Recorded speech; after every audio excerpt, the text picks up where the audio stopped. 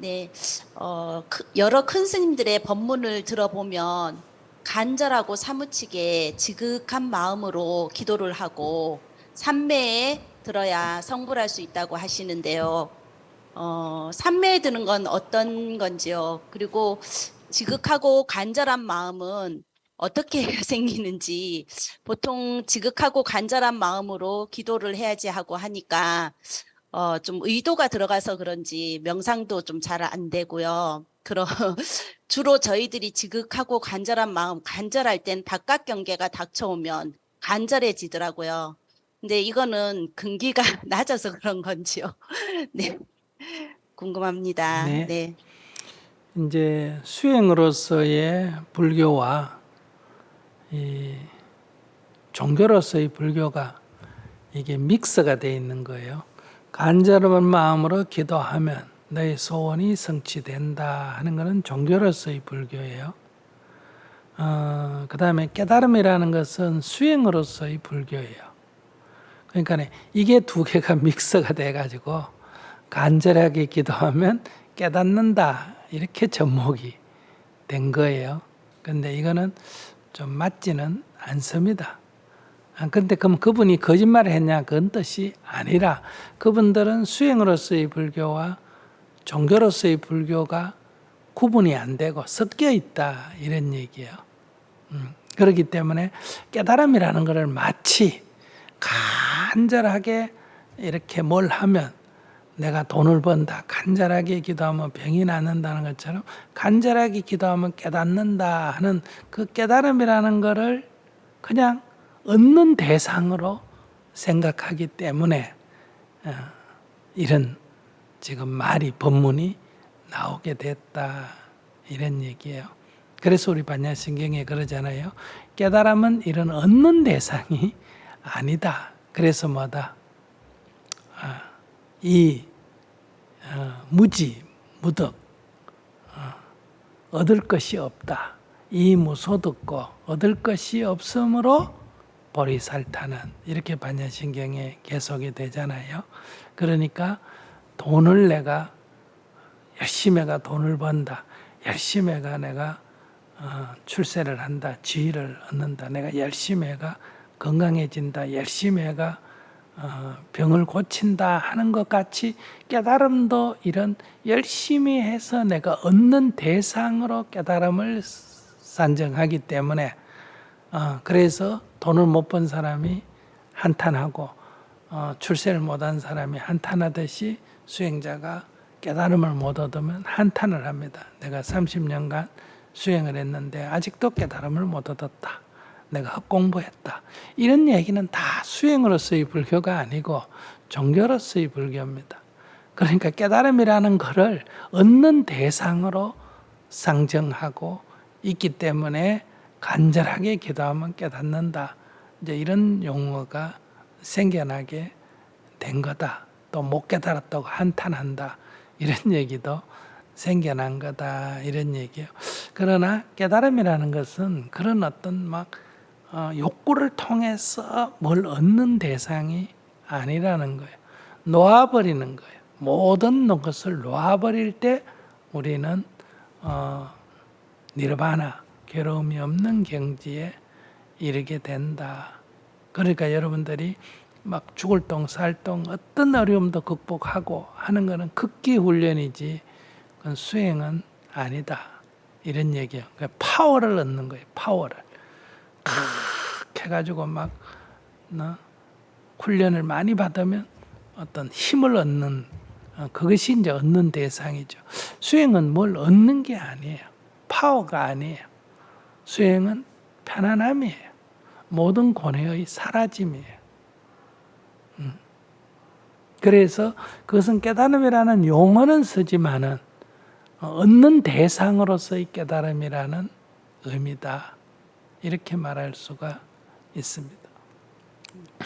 그 다음에 이제 선에서 이 세 가지가 그 한 요소, 간절함도 한 요소인데 세 가지가 겹쳐져야 깨달음을 얻는다. 이거는 이제 선불교에서 주장하는 내용인데요. 첫째가 의심을 해야 됩니다. 의심. 이게 뭐지? 그게 왜 그렇지 하는 이 의문이 있어야 됩니다. 그냥 뭘 얻는 게 아니고 의문이 있으면 어때요? 의심이 있으니까 그 의심을 풀려고 하는 게 당연히 뭐해진다? 간절해질 거 아니겠어요? 그죠? 그러니까 간절한 의심이 있어요. 그게 왜 그렇지 하는 게 막 에이 그냥 뭐 왜 그렇지 하다가도 에이 뭐 그렇게 되겠지 뭐 이런 게 아니라 그게 골똘해야 된다는 골똘해야 된다. 이먹고 하고 골똘해야 된다. 부처님이 새가 벌레를 쪼아먹는 걸 보고 왜 하나가 살기 위해 하나가 죽어야 하지? 같이 사는 길은 없을까? 누구한테 물어도 몰라요. 그러니까 혼자서 탐구할 수밖에 없잖아요. 누구한테 물어가 답을 얻을 수 있으면 아 그래서 그랬구나 이러면 끝나버린다 이 말이에요. 근데 어떤 사람한테 물어도 그걸 아는 사람이 없어. 그러니까 이거는 스스로 탐구할 수밖에 없다. 이럴 때 그 의문이 그 의심이 남을 못 믿어서 의심하는 그런 의심이 아니에요. 의문이라는 뜻의 의심이에요. Why? 왜? 이게 간절하다 이 말이에요. 이때 간절한 건 좋아요. 왜 그렇지 하는 게 아주 간절해야 된다. 그러고 거기에 또 뭐가 있냐? 그걸 모르는 거에 대한 약간의 분심이 있어야 돼요. 그러니까 막 화가 났다 하는 이런 분노가 아니라 내가 왜 이것도 몰랐지 하는 그런 좀 분심이라 그래 그걸요. 다시 말하면 네가 누구냐 하니까 나는 내가 너를 아는 거 당연하지. 내가 내지 누구야? 이거면 끝이야. 누가 더 묻는 사람이 없어. 근데 계속 네 누구냐 하니까 법류입니다 하니까 그게 네 이름이지 니냐? 네 이름이 뭐냐면 법류이라 해야지. 네 누구냐 하는데 법류이냐? 그건 이름이잖아. 네 누구냐? 스님입니다. 스님은 네 직업이잖아. 네가 스님이가? 네 누구냐? 저는 뭡니다. 이렇게 얘기할 때 만약 형이다. 그럼 네 그 가족 관계지. 그게 무슨 니냐? 엄마다. 그건 네 지금 가족 관계 위치잖아. 이렇게 자꾸 탐구하다 보면 내가 누군지 몰라. 그러면 내가 누구지? 이게 이제 의문이죠. 그런데 아니 세상에 온갖 걸 다 한다 하더라도 자기가 자기를 몰라. 그 사실 따지고 보면 웃기는 얘기 아니에요. 자기가 자기를 몰라. 그럴 때 내가 나를 모른다에 대해서 약간의 분심이 일어나야 된다는 거. 어떻게 내가 이것도 모르고 살았냔 말이야 그동안에. 이런 분심. 이거 뭐 화병하고 화라는 그런 분이 아니에요. 아시겠어요? 내가 나를 그동안에 모르고 살았다. 바보같이 살았다 하는 거에 대한 거기에 대한 강력한 저항이 좀 있어야 되는 거예요. 그래서 내가 누군지를 알려고 하는 그 의지가 그 탐구가 아주 간절해진다. 그럴 때 이렇게 정진을 하면 마침내 내가 누군지를 알 수 있다. 이런 믿음이 있어야 돼. 이 믿음이 없으면 하다가 관둬버릴 거 아니에요. 그죠? 그래서 선에서는 신심, 믿는 마음,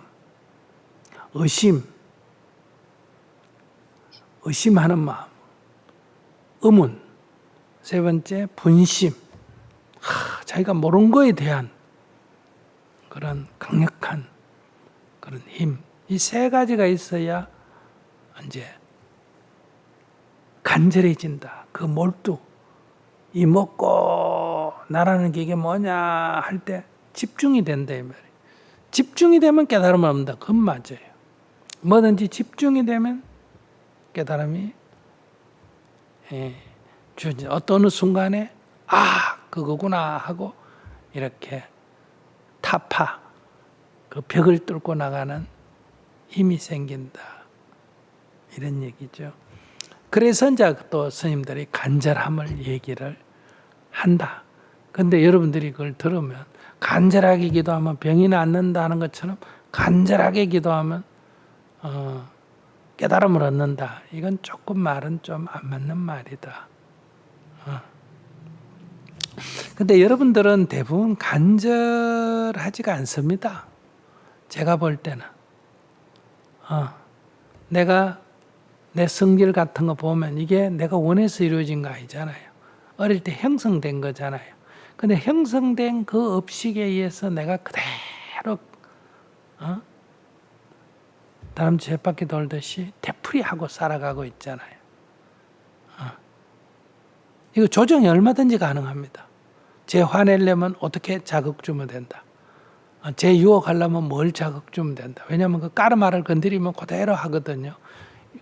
그래서 앞으로 빅데이터를 가지고 저 사람은 어떻게 하면 어떻게 행동한다는 게 다 나오면 조정하는 거 아주 쉬워요. 근데 이 조정을 안 당하려면 어떻게 하느냐. 내가 그 까르마대로 바깥에 오는 자극에 대한 감정대로 안 움직여야 돼요.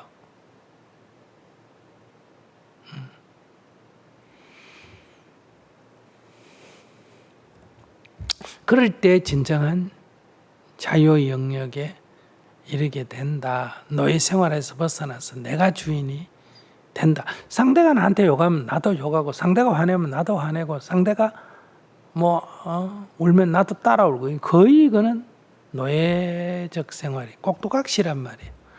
상대가 나한테 욕을 해도 나는 웃는다. 그건 네가 화내는 건 그건 네 일이고 나는 웃는다 이거예요. 영향을 안 받겠다는 거예요.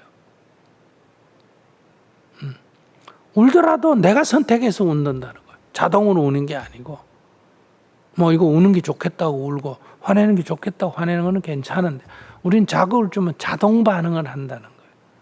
이 꼭두각시와 같다. 그러니까 이런 인생을 살지 않겠다. 그래서 여러분들이 지금 수행을 하면 조금씩 그리 되잖아요.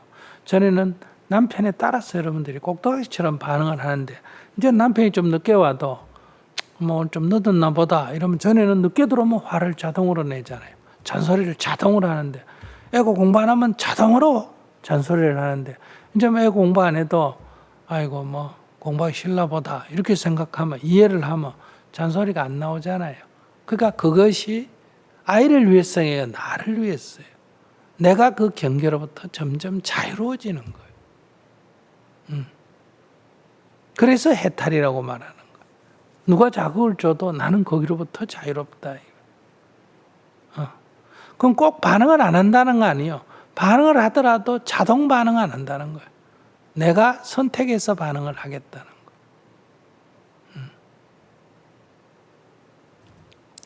자, 그렇게 이제 공부를 해 나가는 게 수행이다. 그런데 이제 이 간절하게 내가 이 꼭두각시 노름하는 거에 대해서 자각이 좀 있어야 돼요. 이거 완전히 앞으로 인공지능이 탑재된 뭐하고 똑같다? 로봇하고 똑같은 거예요. 시킨 대로 하는 거예요. 입력된 대로, 앱 시킨 대로 그대로 움직이는 거예요. 여러분들은 다 지가 마음대로 하는 것 같지만 그렇지 않습니다. 다 건드리면 그대로 따라서 반응을 하거든. 아무리 이렇게 절친하고 서로 사랑한다는 남편도 뭘 하나 탁 건드리면 갑자기 원수가 될 수도 있는 거예요. 그러한 것으로부터 그러니까 그렇게 사는 인생에 대해서 자기가 좀 이렇게밖에 못 사는 나에 대해서 좀 분심이 있어야 돼. 그래야 내가 이 자유롭고 싶은 그거에 대한 탐구가 좀 적극적이다. 이런 얘기죠. 그래서 수행으로서의 불교는 이제 이런 놔버린다는 거하고 간절하다는 게 정반대인데 결국 같아요. 즉 어떤 것에도 반응하지 않는데 이게 놔버리는 거거든요. 매미 소리가 들리든지 다리에 통증이 오든지 머리에서 무슨 생각이 들든지 놔버린다. 나는 다만 호흡만 알아차린다. 나는 다만 화두만 참고한다. 다른 것만. 그런데 반응 안 하겠다 이 말이에요. 이게 이제 딱 긴장을 풀고 놔버리는 거예요. 근데 안 놔지잖아요. 대반응은 하잖아요.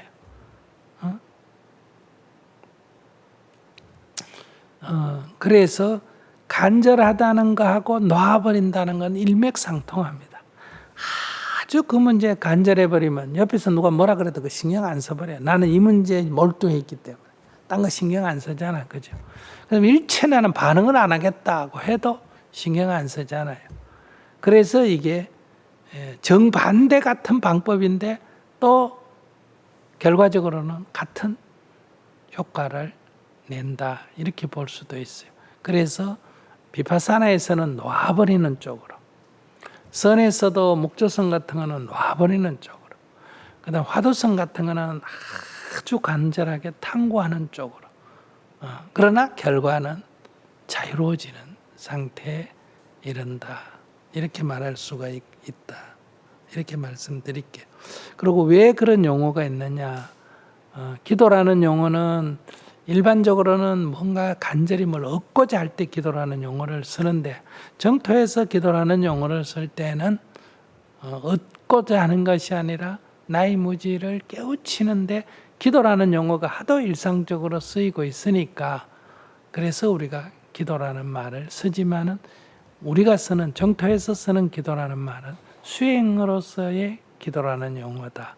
이렇게 이해하시면 되겠습니다. 깨달음에 대한 집착하는 마음을 놓아버리고 편안한 마음으로 꼭두각시가 아닌 주인공이 되는 그런 삶을 살도록 꾸준히 수행 정진하겠습니다. 감사합니다. 네.